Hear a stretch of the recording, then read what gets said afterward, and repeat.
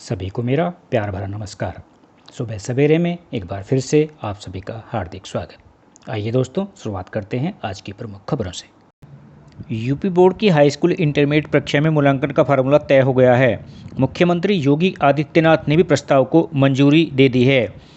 Intermediate का परिणाम भी जल्द ही घोषित होने की संभावना है। इंटर में 10वीं के 50, 11वीं के वार्षिक व अर्धवार्षिक परीक्षा के 40 और 12वीं की प्री बोर्ड एग्ज़ाम के 10% अंक जुड़ेंगे। केंद्र सरकार ने सुप्रीम कोर्ट से कहा है कि महामारी के कारण केंद्र और राज्यों की वित्तीय हालत ठीक नहीं है, इसीलिए कोरोना से हर मोर्चे पर मुआवजा नहीं दे सकते। केंद्र सरकार ने सुप्रीम कोर्ट में बताया कि कोरोना से जान गंवाने वालों के परिवारों को 4 लाख रुपए मुआवजा नहीं दिया जा सकता, क्योंकि केंद्र व राज्य सरकारों की आर्थिक स्थिति ठीक नहीं है और इतना वित्तीय बोझ उठाना मुमकिन नहीं है। सरकार ने कहा है कि महामारी की वजह से देश में 3,85,000 से अधिक लोगों की मृत्यु हो चुकी है और यह संख्या और बढ़ने की आशंका है। साथ ही कोरोना से होने वाली किसी भी मृत्यु को कोरोना से ही मौत प्रमाणित करना अनिवार्य है। इसमें विफल रहने पर प्रमाणित करने वाले डॉक्टर सहित सभी जिम्मेदार लोगों को दंड दिया जाएगा। आज से टीकाकरण का महाअभियान शुरू हो रहा है। कोरोना वायरस के खिलाफ केंद्र सरकार की टीकाकरण नीति सोमवार से प्रभावी हो रही है। इसके तहत केंद्र सरकार देश में वैक्सीन का उत्पादन करने वाली कंपनियों से उनके उत्पाद का 75% हिस्सा खरीदेंगी और उससे राज्य में निःशुल्क देंगी।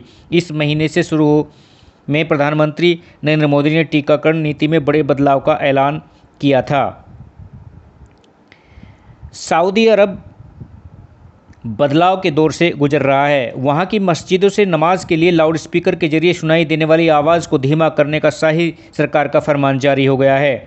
दुनिया के इस सबसे ज़्यादा रुतबे वाले मुस्लिम देश में कट्टरता की निशानियों को ख़त्म करते हुए सुधारवादी कदम उठाने की मुहिम चल रही है। मुलायम परिवार की बेटी एवं पूर्व सांसद तेज प्रताप की बहन दीपाली उर्फ सालू के विवाह समारोह में रविवार को पूरा कुनबा फिर एक साथ नजर आया। शादी का मंच पारिवारिक एकता मंच बना, जहां सपा के राष्ट्रीय अध्यक्ष एवं पूर्व मुख्यमंत्री अखिलेश यादव, प्रसपा अध्यक्ष शिवपाल सिंह यादव एक साथ खड़े हुए। अरसे बाद यह तस्वीर सामने आई जब दोनों एक साथ दिखे। खास बात यह थी कि दोनों सपा संरक्षक मुलायम सिंह के अगल बगल खड़े हुए थे। कोरोना संक्रमण की स्थिति में सुधार होते देश भर में अनलॉक की प्रक्रिया भी तेज हो गई है। ज़्यादातर राज्यों में बाजार, मॉल, रेस्तरां, पार्क आदि को खोल दिया गया है, लेकिन स्कूल, कॉलेज समेत सभी शैक्षणिक संस्थान अभी बंद हैं। इन्हें जल्द खोलने की तैयारी है। माना जा रहा है कि जुलाई में कोरोना संक्रमण की स्थिति की समीक्षा के बाद शैक्षणिक संस्थाओं को दाखिले और परीक्षा इत्यादि के लिए खोलने की अनुमति दी जा सकती है। फिलहाल राज्य में इस संबंध में राय ली जा रही है। बेसिक शिक्षा मंत्री सतीश चंद्र द्विवेदी ने कहा कि नगर व ग्रामीण के विद्यालयों में शिक्षकों की तैनाती को लेकर दशकों से चली आ रही विसंगति अब दूर हो जाएगी। इसके लिए उत्तर प्रदेश सरकार नगर व ग्रामीण का विभाजन खत्म करने जा रहे हैं। शिक्षकों के नगरीय और ग्रामीण कैडर को खत्म कर एक करने की योजना है। एक कैडर होते ही ग्रामीण क्षेत्रों से नगर में शिक्षकों के स्थानांतरण का रास्ता साफ हो जाएगा। ऐसे में नगर के विद्यालयों में अध्यापकों की कमी जल्द दूर होने वाली है। 12 साल तक असहाय शरीर, हर कार्य के लिए दूसरों पर आश्रित, व्हीलचेयर पर उदास जिंदगी, लेकिन रोग असाध्य हो सकता है, हौसला आत्मविश्वास नहीं।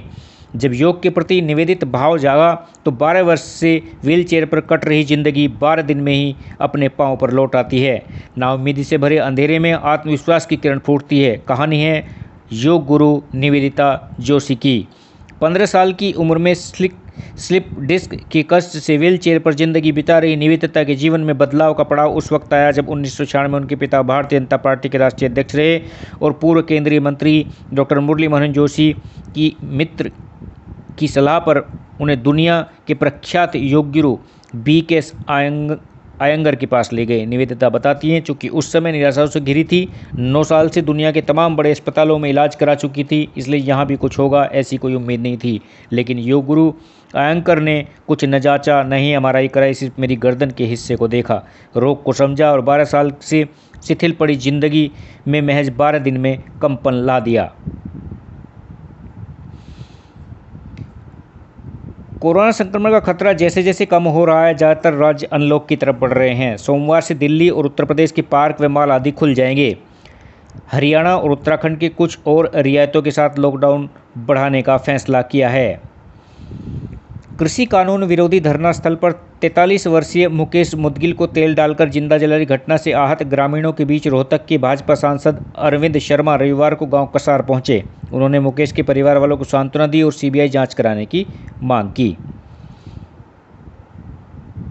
देश में पिछले 7 दिनों में संक्रमण के मामले में 30% की कमी आई है, जबकि 33% मौतें घटी हैं। 81 दिनों बाद 60,000 से कम केस मिले और प्रतिदिन होने वाली मौतों की संख्या भी 63 दिन में सबसे कम रही। कोरोना की दूसरी लहर की चपेट से देश तेजी से बाहर निकल रहा है। प्रधानमंत्री नरेंद्र मोदी द्वारा 24 जून को विभिन्न राजनीतिक दलों की बैठक बुलाए जाने की खबर के बाद जम्मू कश्मीर में परिसीमन का कार्य भी तेज हो गया है। परिसीमन आयोग सभी 20 उपायुक्तों द्वारा उपलब्ध कराई गई जानकारी का संज्ञान लेने के बाद उन्हें 7 जल्द बैठक करने जा रहा है। बैठक में विभिन्न निर्वाचन क्षेत्रों की भौगोलिक परिस्थितियों और अन्य बिंदुओं पर जिला उपायुक्तों द्वारा दी गई जानकारी और प्रस्तावित परिसीमन को लेकर दिए गए सुझावों पर चर्चा होगी। कोरोना संक्रमण के मामलों में आई कमी को देखते हुए उत्तराखंड सरकार ने राज्यवासियों के लिए 2 चरणों में 4 धाम यात्रा खोलने का निर्णय किया है। 1 जुलाई से चमोली, रुद्रप्रयाग और उत्तरकाशी जिलों की सीमा में रहने वाले व्यक्तियों को धामों के दर्शन की अनुमति होगी। इसके बाद 11 जुलाई से प्रदेश के सभी जिलों के लिए यात्रा खोल दी जाएगी।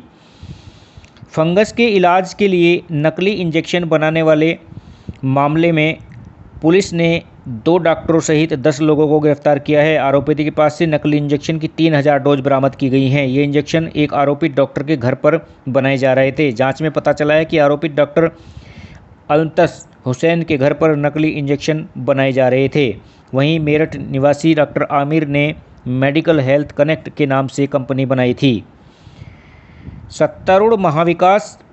महाराष्ट्र में सत्तारूढ़ महाविकास आघाड़ी सरकार के नेता भले ही अपनी सरकार के 5 साल पूरे होने का दावा करते हैं, लेकिन सच तो यह है कि 3 दलों के इस गठबंधन में रार और तकरार बढ़ती जा रही है। शिवसेना के एक विधायक द्वारा मुख्यमंत्री उद्धव ठाकरे को लिखी गई चिट्ठी से यह रार सतह पर आ गई है। प्रधानमंत्री नरेंद्र मोदी ने रविवार को शीर्ष मंत्रियों और भाजपा नेताओं के साथ अपने आवास पर 3 घंटे से अधिक समय तक मंत्रणा की। बताते हैं कि इस बैठक में संभावित कैबिनेट विस्तार, आगामी विधानसभा चुनावों, कोरोना महामारी से निपटने के उपायों और आगामी संसद सत्र में विपक्ष से निपटने की रणनीति पर चर्चा हुई। सूत्रों ने बताया कि 7 लोक कल्याण मार्ग पर हुई इस बैठक में केंद्रीय मंत्री अमित शाह, रक्षा मंत्री राजनाथ सिंह, रेल मंत्री पीयूष गोयल, वित्त मंत्री निर्मला सीतारमण, संसदीय कार्य मंत्री प्रहलाद जोशी, केंद्रीय कृषि मंत्री नरेंद्र सिंह तोमर और पेट्रोलियम मंत्री धर्मेंद्र प्रधान मौजूद रहे। सूचना प्रौद्योगिकी के नए नियमों को सोशल मीडिया के साधारण यूजर्स को सशक्त बनाने वाला बताते हुए भारत ने अधिकारों के मामले पर संयुक्त राष्ट्र के 3 विशेष दूतों की आलोचनाओं को खारिज कर दिया है। भारत का कहना है कि विभिन्न हितधारकों के साथ विस्तृत विचार विमर्श के बाद ही नए नियम तय किए गए हैं। न्यूजीलैंड के युवा तेज गेंदबाज काइल जेमिसन की शानदार गेंदबाजी के आगे साउथहैम्पटन में खेले जा रहे विश्व टेस्ट चैंपियनशिप फाइनल के तीसरे दिन भारतीय टीम की पहली पारी सिर्फ 270 रन पर सिमट गई। जेमिसन ने 31 रन देकर 5 विकेट झटके। अपना सिर्फ 8वां टेस्ट खेलते हुए जेमिसन ने कैरियर में 5वीं बार पारी में 5 विकेट लेने की उपलब्धि हासिल की। कोहली ने 44 रन बनाए, अजिंक्य रहाणे ने 49 रन बनाए, ऋषभ पंत 4, रविंद्र जडेजा 15, अश्विन 22, ईशांत शर्मा 4, बुमराह LBW 0, मोहम्मद शमी 4 रन बनाकर नाबाद खेल रहे हैं। स्पेन ने बढ़त बनाने के बाद गोल करने के कई मौके गंवाए, जिसके बाद पोलैंड ने रॉबर्ट लेवानडोव्स्की के गोल की बदौलत यूरो कप फुटबॉल के ग्रुप मैच में टीम को 1-1 से ड्रा पर रोक दिया। फीफा के हाल के सर्वश्रेष्ठ खिलाड़ी लेवानडोव्स्की ने दूसरे हाफ में 54वें मिनट में गोल दागकर पोलैंड की यूरो 2020 के अगले दौर में जगह बनाने की उम्मीदों को जीवित रखा। वहीं इटली ने अपने विजयी अभियान को जारी रखते हुए वेल्स को 1-0 से हराकर यूरो कप के अंतिम 16 यानी नॉकआउट चरण में प्रवेश कर लिया।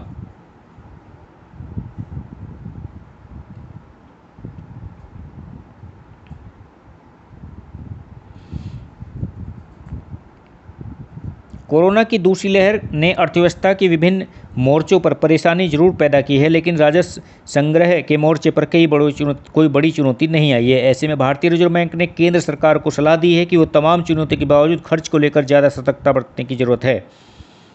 केंद्र को पूरी कोशिश करनी चाहिए कि आम बजट 2021-22 में राजकोषीय संतुलन का जो रोड मैप पेश किया है उसके हिसाब से 2024-25 तक सकल राजकोषीय घाटे को 4.5% के लक्ष्य तक समेटने में कोताही नहीं होनी चाहिए। सरकार फ्लेक्स फ्यूल इंजन पर 8 से 10 दिन में फैसला कर लेगी। कंपनियों के लिए वाहन में ऐसे इंजन लगा देना अनिवार्य करने की तैयारी है। इस कदम से किसानों को फायदा होगा और अर्थव्यवस्था को गति मिलेगी।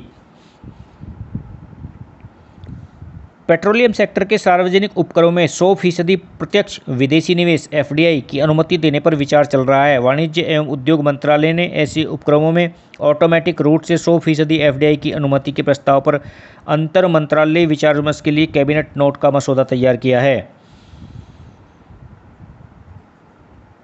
Council for the Indian school certificate examination ने ICSE 10वीं और ICSE 12वीं के रिजल्ट का फार्मूला तय कर लिया है। रविवार को इसका सर्कुलर भी जारी कर दिया गया। इसके अनुसार 31 जुलाई 2021 को या उसके पहले बोर्ड के दोनों रिजल्ट घोषित किए जा सकते हैं। अब बात इधर उधर की। इमारतें बनाने में सालों लग जाते हैं, लेकिन चीन में जो हुआ वो बेहद चौंकाने वाला है। दरअसल यहाँ के चांगशा शहर में एक 10 मंजिला इमारत सिर्फ 28 घंटे और 45 मिनट में बनकर तैयार हो गई। बिल्डिंग के निर्माण के लिए कंपनी ने pre fabricated construction system technology का इस्तेमाल किया। और बात अब आज ही के दिन की। प्रसिद्ध हिंदी साहित्यकार विष्णु प्रभाकर का जन्म आज ही के दिन 1912 को उत्तर प्रदेश के मुजफ्फरनगर जिले में हुआ था। उनकी पहली कहानी दिवाली की रात लाहौर से निकलने वाले समाचार पत्र मिलाप में 1971 में छपी थी। आज ही के दिन वर्ष 1948 में देश के पहले गवर्नर जनरल लॉर्ड माउंटबेटन ने अपने पद से इस्तीफा दिया। उन्होंने यह पद 15 अगस्त 1947 को संभाला था। वे भारत के आखिरी वायसराय भी थे।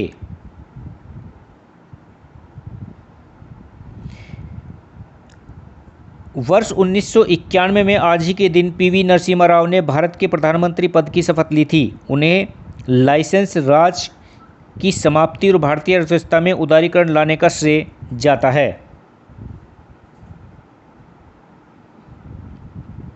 अब बात करते हैं बेल। जी हाँ, बेल की। आयुर्वेदिक की गोद में सेहत का हरा भरा संसार फलता फूलता है। अंग्रेजी चिकित्सा पद्धति भी आयुर्वेद के खजाने से अमृत घोलती है। मेडिकल कॉलेज के फार्माकोलॉजी विभाग के शोध में पता चला कि बेलपत्र के महकते पत्ते दिल को सेहतमंद बनाने का गुण देते हैं। बेलपत्र का एंटीऑक्सीडेंट गुणधर्म क्षतिग्रस्त हुए दिल को रिपेयर कर सकता है। यह शोध इंटरनेशनल फार्माकोलॉजी जर्नल बस क्लिन फार्मा में छपा है। फार्माकोलॉजी विभाग के विभागाध्यक्ष डॉक्टर के सक्सेना ने बताया कि बेल के फल के साथ ही बेलपत्र में चमत्कारिक औषधीय गुण मिले हैं। उनकी निगरानी में विभाग की पिंकी विश्वकर्मा, प्रतीक राजकुमार गोयल, मोनिका शर्मा व मनीष सैनी ने बेलपत्र पर लंबा शोध किया। चूहे के 5 ग्रुप बनाकर उन पर बेलपत्र के अर्क का परीक्षण किया गया। एक ग्रुप में नमक का पानी, दूसरे ग्रुप में नमक के पानी के साथ हार्ट को क्षतिग्रस्त करने वाली एंटी ट्यूमर दवा डॉक्सोरुबिसिन दी गई। तीसरे ग्रुप में रक्तचाप को नियंत्रित करने वाली और हार्ट अटैक की पंपिंग ठीक करने वाली दवा कार्वेडिलाल दी गई। चौथे ग्रुप में चूहों पर 250 और पांचवें ग्रुप में चूहों पर 500 मिलीग्राम प्रति किलोग्राम के अनुपात से बेलपत्र का अर्क दिया गया। जिन चूहों को डॉक्सोरुबिसिन दवा दी गई थी उनका हृदय क्षतिग्रस्त हो गया। कार्डियक सीरम मार्कर यानी CKMB, LDH, SGT व SGPT खतरनाक स्तर तक बढ़ गए।